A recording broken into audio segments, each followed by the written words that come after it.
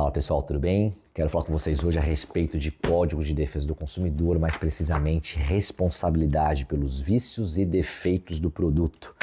A ideia do vídeo surgiu de uma conversa com duas estagiárias que eu percebi que a ideia não estava muito clara e esse tema é importantíssimo, teoria e prática, porque faz parte do nosso dia a dia. Sinto lhes dizer, se vocês ainda não passaram por um problema relacionado a vício ou defeito, inevitavelmente, em algum momento da vossa vida, vocês passarão por isso. Vamos lá, primeira observação, pode parecer redundante, chato, mas cuidado com a terminologia. Vício do produto não tem nada a ver com, abre aspas, fato ou defeito do produto. São coisas distintas com regramento jurídico, regime jurídico distinto. Vejamos, vício do produto. Regulamentação a partir do artigo 18 do CDC. Se olharmos o artigo 18, abram lá o código de vocês perceberão que o vício ele tem relação com o produto em si, ele é inerente ao próprio objeto. Como que eu sei disso? Porque a própria lei falou que o vício é aquele problema de quantidade ou qualidade que torna o objeto inadequado ou impróprio. Em outras palavras, o que é o vício? É aquele problema intrínseco, inerente ao próprio produto, que impede a sua melhor funcionalidade. O produto não atinge o fim, a finalidade ou as finalidades propostas. Pegando esse aparelho celular, qual que talvez seja a principal finalidade de comunicação? Esse produto, se ele tiver um problema que impeça a comunicação, seja porque ele não liga, o sistema operacional não funciona, ele impede a comunicação. Esse vício inerente ao próprio produto, então iremos chamar de, abre aspas, vício. Observem que na minha fala, em nenhum momento eu falei a expressão defeito. Por quê? Porque o legislador ele utilizou a expressão defeito para a outra espécie de problema, a outra espécie de responsabilidade. Nós veremos que o legislador, lá no artigo 12, quando ele fala do fato do produto, ele utiliza a expressão defeito. Então, por isso que quando eu falo do vício, voltando ao artigo 18, vício, problema inerente ao próprio objeto, ele não atende à finalidade proposta. Então, um exemplo simples, pode parecer até simplório, a geladeira que não resfria, o fogão que não esquenta, a televisão que não passa imagem. Pronto, nós temos um problema inerente ao próprio objeto, ele não atinge a sua funcionalidade. Nós chamamos isso de vício. Observe que eu não usei a expressão defeito. Eu falei problema, para não confundirmos. Identificado isso, observe o tratamento. Quando nós temos um problema de vício intrínseco inerente ao próprio objeto, como que funciona a responsabilidade entre os agentes participantes da cadeia produtiva? Em outras palavras, qual é a responsabilidade dos fornecedores? Então, o fabricante desse aparelho, não falarei marcas para não fazer propaganda gratuita, mas então o fabricante, o transportador, o intermediário e o comerciante da ponta. Então, os fornecedores, os agentes da cadeia produtiva, o que diz o artigo 18 quando o assunto é responsabilidade? A responsabilidade ela é solidária. Então, se esse aparelho apresentar um problema intrínseco em relação à sua funcionalidade, ao alcance, à melhor performance das suas funcionalidades, ele tem um vício. Se ele tem um vício, a lei diz que a responsabilidade é solidária. Então eu posso reclamar em relação ao vício, tanto no comerciante que fez a venda aqui na ponta, como com o próprio fabricante. E dentro dessa linha, quando o problema é, abre aspas, vício, quais são os prazos? Se o produto não é durável, 30 dias. Se o produto é durável, 90 dias. Apareceu o vício, então esse celular é um bem durável. Apareceu o vício, exemplo hipotético, comprei esse celular. No dia seguinte da compra, ele não liga, não funciona, não atinge a sua funcionalidade. Nós temos um vício. O que diz a lei? É um bem durável? Eu tenho 90 dias para fazer a reclamação para que o objeto, para que o produto seja, para que o problema seja sanado. Eu posso ir no comerciante que me vendeu ou reclamar diretamente com o fabricante, porque a responsabilidade ela é solidária. Prazo, 30 dias, não duráveis, 90 dias duráveis. Fiz a reclamação dentro do prazo. Se o problema do vício não for sanado, eu tenho as prerrogativas previstas na legislação consumerista, quais sejam.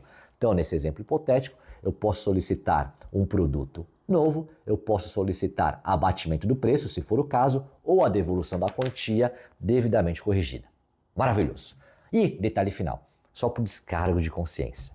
Esses prazos, quando o problema é vício, são prazos decadenciais. Maravilhoso. Pausou, virou a chave. A chave agora é responsabilidade pelo fato do produto. Lembrando que nós utilizamos, doutrina e norma, a expressão responsabilidade por fato do produto como sinônimo de defeito do produto. O que é o fato do produto? Então nós temos um problema que é extrínseco, externo ao objeto em si. E como que eu sei disso? Porque foi a lei que diz. Então lá no artigo 12, se vocês abrirem o Código do Consumidor de vocês, vai estar escrito artigo 12. O título que inaugura o artigo 12, a seção, vai estar escrito da responsabilidade pelo fato do produto. E o legislador explica. O que é o fato? É um problema que gera um defeito. E o próprio legislador fala que esse defeito, o que significa o defeito? Risco à segurança. Então, exemplo clássico, real. Esse aparelho, ele esquenta demais e alguns explodem. Nessa explosão me causou um dano, me causou um ferimento, uma lesão. Então, a minha segurança ela foi colocada em risco. Inclusive, a minha vida foi colocada em risco. Então, nesse caso, nós tivemos um fato do produto ou um defeito do produto.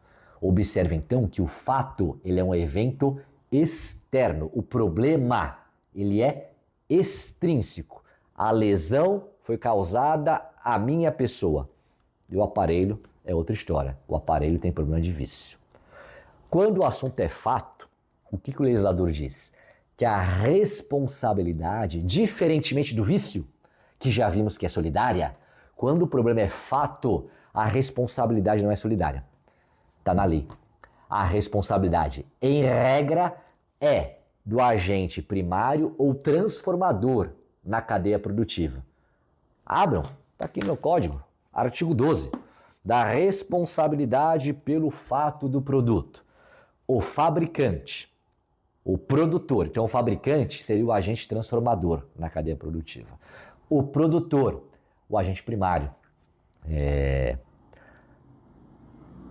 O construtor, nacional ou estrangeiro, e o importador respondem, independente da existência de culpa, pela reparação dos danos causados aos consumidores por defeitos. E o próprio legislador explica o que é defeito, está aqui no parágrafo. Defeito, quando o produto não oferece a segurança que dele legitimamente se espere. Então, o produto explodiu, colocou em risco minha segurança, causou uma lesão. Nós temos um fato. De quem que é a responsabilidade? É do comerciante da ponta, do comerciante que revendeu o aparelho? Não. Em regra, a responsabilidade é do fabricante. Tomemos cuidado. O regramento é diferente. E observem, inclusive, os prazos. O prazo para reclamar em relação ao fato do produto, observem que o fato, o problema está fora, extrínseco. Me causou um dano pessoal, moral, psíquico. Então eu irei entrar com uma ação indenizatória. E como nós sabemos, a ação indenizatória é uma ação condenatória. A ação condenatória está sujeita a prazo prescricional, diferentemente do vício. E nesse caso, o legislador adotou o prazo de 5 anos. Então a responsabilidade pelo fato ou defeito do produto, nós temos uma responsabilidade prioritariamente do agente primário ou transformador, leia-se, produtor, fabricante ou construtor. Por que eu falei em regra? Porque nós temos ali no artigo 13 uma exceção. No artigo 13, ele fala que excepcionalmente o comerciante, então ele aqui na ponta, ó, na parte final da cadeia produtiva, o comerciante, o revendedor, excepcionalmente, ele poderá responder pelo fato quando, o que diz o artigo 13, por exemplo, quando o fabricante não puder ser identificado. Vou dar um exemplo real para vocês, feiras livres. Quando eu vou na feira livre, então, eu tenho contato com o feirante é o comerciante, está na ponta aqui da cadeia, ele me vende uma fruta. Às vezes o próprio feirante não conhece o produtor, o agente primário. Então ele não consegue identificá-lo. É comum pegarmos maçãs, bananas, sem identificação do produtor. do agente primário. Pois bem, peguei essa fruta na feira, não consigo identificar quem é o agente primário, quem é o produtor, e essa fruta estava estragada, com veneno, por alguma razão, agrotóxico proibido, fui ingeri-la e me causou um dano, colocou inclusive em risco a minha segurança, a minha vida. Vemos que temos um fato do produto. Qual seria a regra? Eu teria que entrar com uma ação de responsabilidade contra o produtor. Essa é a regra, preferencialmente contra o produtor. Mas nesse caso concreto explanado, como não é possível identificar o produtor, obviamente que o consumidor não pode ser prejudicado, então de forma excepcional ele pode pleitear a responsabilidade em cima do comerciante. Em outras palavras, quando o assunto é responsabilidade por fato ou defeito, a responsabilidade do comerciante ela é subsidiária. Voltando, agora pausa, respira, concentra. Voltando para o vício. No vício, no problema intrínseco de funcionalidade, o objeto por um defeito. Já vacilei. O objeto por um problema de qualidade não atinge a sua funcionalidade, o que se esperava dele. Nesse caso, nós temos um vício, e o vício, como nós vimos, o artigo 18 diz que a responsabilidade ela é solidária. Eu posso escolher reclamar para o comerciante ou para o próprio fabricante. Observe então a importância dessa clareza. E aqui eu faço uma lembrança de uma conversa anterior, quando falamos a respeito de, abre aspas, natureza jurídica. Se você não viu esse vídeo, clica aqui depois, natureza jurídica. Falei para vocês qual a importância de sabermos as naturezas jurídicas de vários institutos ou situações. Então, exemplifico. Qual é a natureza jurídica dessa situação em que o celular explode e me causa um dano? A natureza jurídica é uma responsabilidade por fato do produto e não responsabilidade por vício. Ora, se a natureza jurídica é responsabilidade por fato, qual é a importância de sabermos a natureza jurídica?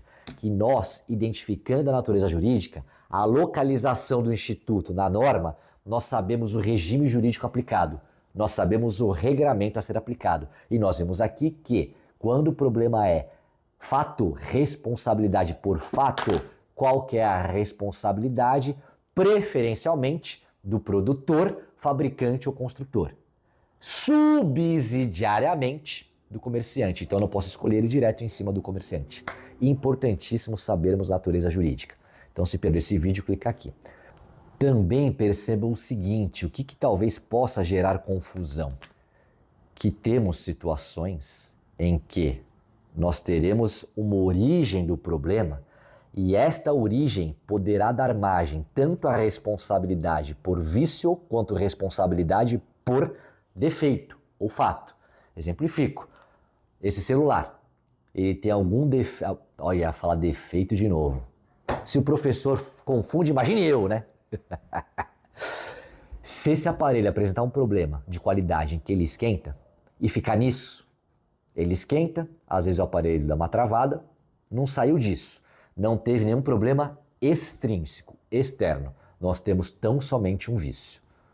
E se esse produto, ele esquenta, ele tem esse problema intrínseco, e o fato de ele esquentar, nós temos esse problema de qualidade, impeça a sua funcionalidade que era esperada, nós temos um vício, nós podemos pedir para consertar.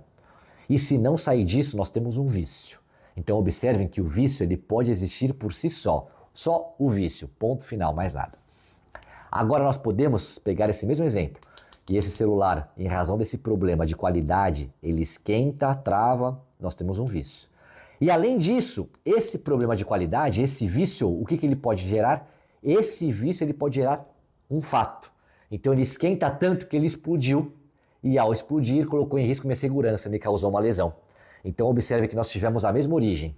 A falta de qualidade, o vício, essa origem de esquentar, deu origem a um vício e também a um fato, sem problema algum.